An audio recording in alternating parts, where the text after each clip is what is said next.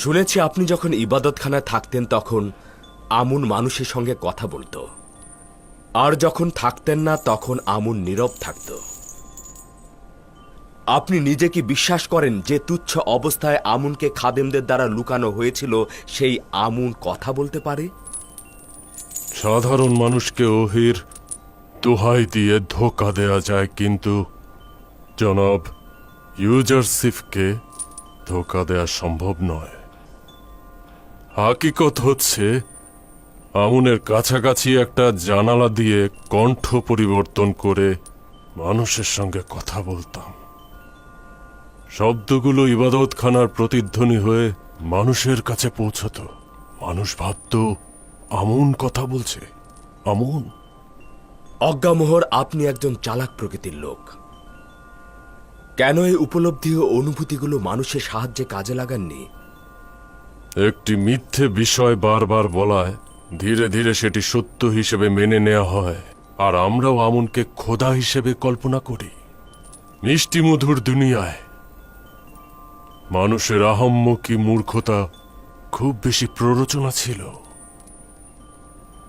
জনগণ এগুলোই চেয়েছে, আর আমরাও নিজেদের লাভের জন্য এগুলো লুফে নিয়েছি।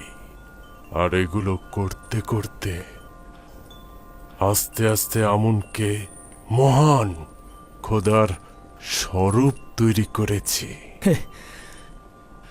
তোমরা জনগণের সামনে বারবার মিথ্যে উপস্থাপন করে জনগণকে বোকা বানিয়েছ। জনগণ কিন্তু বোকা নয়, তোমরা হাকিকতকে গোপন করেছ, ফলে জনগণ মিথ্যের মাঝে হাকিকত খুঁজেছে। তোমরা হক এবং বাতিলকে একসঙ্গে তাদের সামনে উপস্থাপন করো, তারপর দেখো জনগণ কোনটি গ্রহণ করে।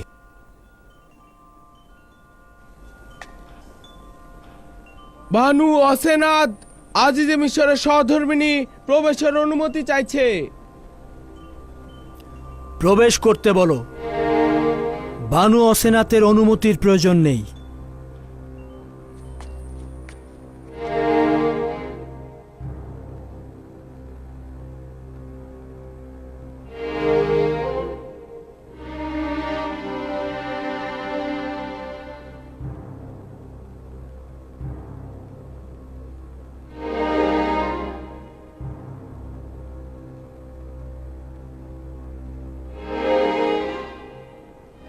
আশা করছি খোদার নবী আমাকে ক্ষমা করবেন, কেননা আমি তার বিরুদ্ধে মহামান্য বাদশার কাছে অভিযোগ দাখিল করতে চাইছি।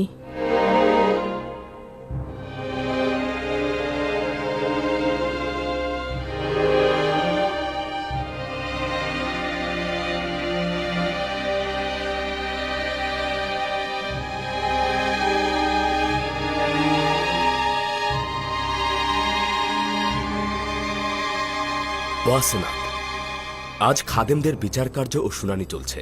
আমার বিচার না হয় অন্যদিন রাখো। আমার তাড়া রয়েছে, সবুর করতে পারবো না। খাদেমগণদের শুনানি পরে হবে। তুমি বলো অসেনাত। আমি জানতে চাই, আজই যে মিশর জনাব ইউজারসিফ মিশরের জনগণের নাজাত দানকারী। তিনি মিশরের জনগণের দুঃখ কষ্ট নাজাত দিয়েছেন, তাহলে কেন ভবঘুরে বৃদ্ধার হাল হাকিকত সম্পর্কে আপনি বেখবর?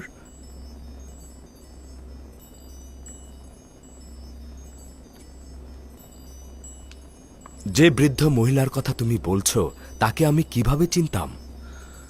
সেই বৃদ্ধ মহিলা তো আমার খোয়াবে ও জেহানে মশগুল ছিল। তুমি নিজেই তার সাক্ষী ছিলে। আমি তো এমনকি তাকে চিনতেও পারিনি। আপনি তাকে চেনেন, কিন্তু আপনি তার সম্বন্ধে অমনোযোগী আছেন। তিনি সেই যিনি আপনাকে বছরের পর বছর লালন পালন করেছেন। যখন তার ইশকের আগুন তার সত্তায় জ্বলছিল, তার সত্তাকে আগুনে জ্বালিয়েছিল, তখন তাকে তার নিজের অবস্থায় ছেড়ে দিয়েছেন। তিনিই হলেন জুলেখা।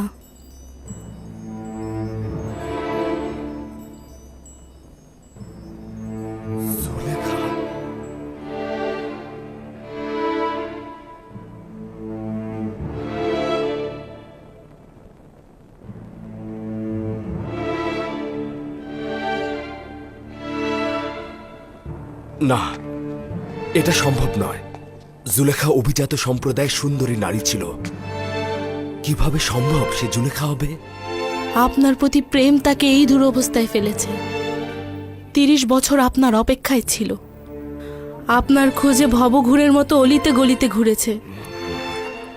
তার সকল সত্তার জীবন, যৌবন, সৌন্দর্য আপনার নামে উৎসর্গ করেছে, আর আপনি কিনা তার প্রতি গাফেল ছিলেন। আসলে তুমি যা বলছো তা পুরোপুরি সঠিক নয়। সকল হাকিকত এটা নয়। মহামান্য বাদশাহ 12 বছর পূর্বে আমাকে জেলখানা থেকে আজাদ করেছিল। পুতিফার ও জুলেখা আমাকে মিথ্যা আঞ্জাম দিয়ে জেলখানায় পাঠিয়েছিল। আমরা সাক্ষী ছিলাম, জুলেখা ইউজারসিফের উপর মিথ্যা দুর্নাম দিয়ে 12 বছর কারাগারে নিক্ষেপ করেছিল। তার সাথে যে অপরাধ হয়েছে সেটি কোনোভাবেই ক্ষমার যোগ্য নয়। সে সময় সকলেই তাদের দোষ স্বীকার করেছিল এবং ইউজারসিফ নির্দোষ ছিলেন তার সাক্ষ্য দিয়েছিল। আমি যখন জেলখানা থেকে আজাদ হলাম তখন তার সঙ্গে কি করেছি? কিছুই করিনি। আমি জুলেখা বা তার স্বামীর উপর কোনরূপ প্রতিশোধ নেইনি, সে কারণে তাদের খোদা তাআলার উপর শুকরিয়া থাকা উচিত। আমার পক্ষে এটা কি করে জানা সম্ভব যে মিশরের দ্বিতীয় শক্তিশালী নারী তার শান শঙ্কর ধন সম্পদ হারিয়ে রাস্তা রাস্তা ভিখারির মতো ঘুরে বেড়াচ্ছে? সে ক্ষমতার শীর্ষবিন্দু থেকে ভূপাতিত হয়েছে। তিনি অমায়িক হৃদয়ের মানুষ হয়েছেন। তুমিও তো জানো যে আমি অমায়িক হৃদয়ের মানুষকে কতটা পছন্দ করি। এই বৃদ্ধা নারী ও অসহায় চেহারা আমাকে কতটা কষ্ট দিয়েছে। আমি তো তার আকাঙ্ক্ষা পূরণের জন্য প্রস্তুত হয়ে রয়েছি।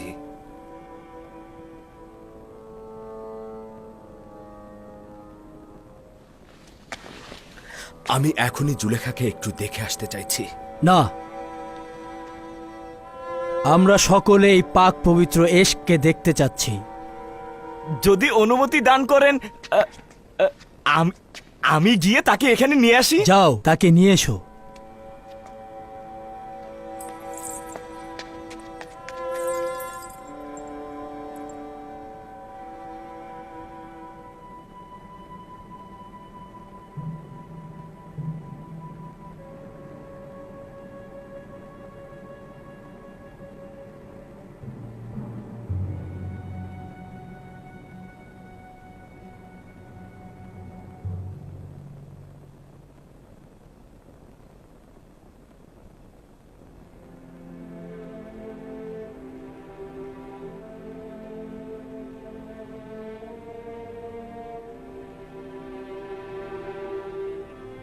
মহান খোদা তাআলা বলেছেন, জুলেখা প্রচুর কষ্ট করেছে এবং নিজের ভুলগুলো শুধরে নিয়েছে। সে এখন একজন ঈমানদার নারী এবং এক ও অদ্বিতীয় খোদার ইবাদতকারী। ইউসুফ তাকে পবিত্র ভালোবাসা দাও এবং সহধর্মিণী হিসেবে গ্রহণ করো। তার হকের জন্য তোমার দোষগুলো কবুল করা হবে। শুধু তাকে চাও, খোদা তাআলার পক্ষ থেকে তাকে গ্রহণ ও পালন করা হবে।